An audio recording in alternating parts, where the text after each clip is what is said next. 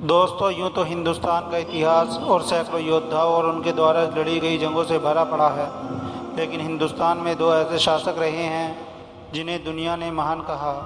जी हाँ दोस्तों, हम बात कर रहे हैं महान सम्राट अशोक की और हिंदुस्तान की सबसे बड़ी सल्तनत के अकबर बादशाह के बारे में।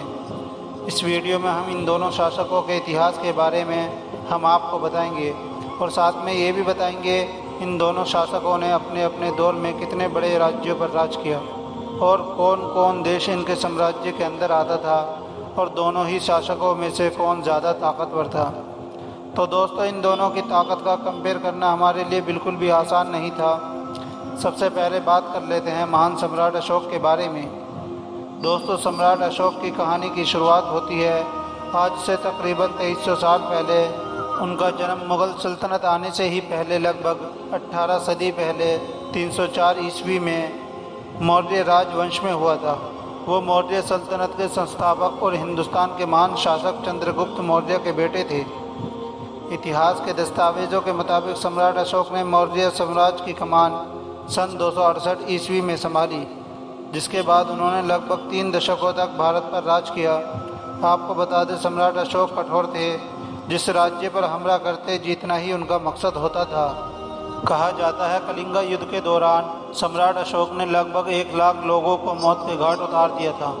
हालांकि इस युद्ध के बाद सम्राट अशोक को अपनी गलती का एहसास हुआ था और उन्होंने अपने साम्राज्य की जिम्मेदारियों को छोड़कर एक शांतिप्रिय जीवन बिताया।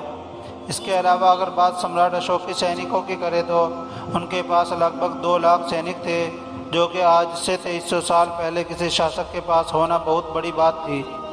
वह हिंदुस्तान के ऐसे शासक थे जिन्होंने 50 लाख महाविशाल वर्ग पर हुकूमत की थी। आपको शायद हैरानी होगी, उनका राज बंगाल देश से लेकर अफ़गानिस्तान और अफ़गानिस्तान से लेकर ईरान तक फैला हुआ था।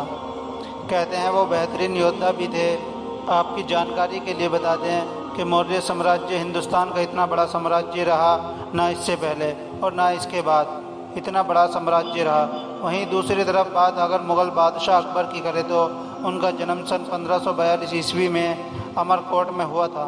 यूँ तो मुग़ल सल्तनत का संस्थापक मुग़ल बाबर को माना जाता है, मगर असल में मुग़ल सल्तनत की जड़ों को मजबूत किया तो उसका नाम जलालुद्दीन अकबर ही था।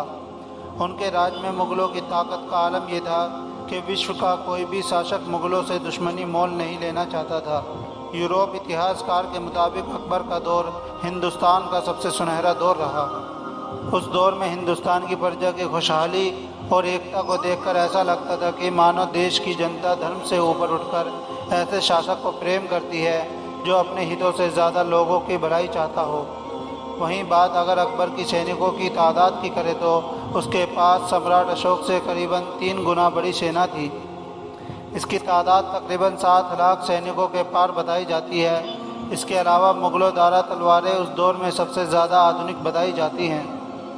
हालांकि सीमा की बात करें तो मौर्य साम्राज्य से थोड़ा सा छोटा रहा, जिसका कुल वर्ग 40 लाख वर्ग किलोमीटर के आसपास बताया जाता है। लेकिन इसके बावजूद ये महान सल्तनत सबसे ताकतवर सल्तनत मानी जाती थी।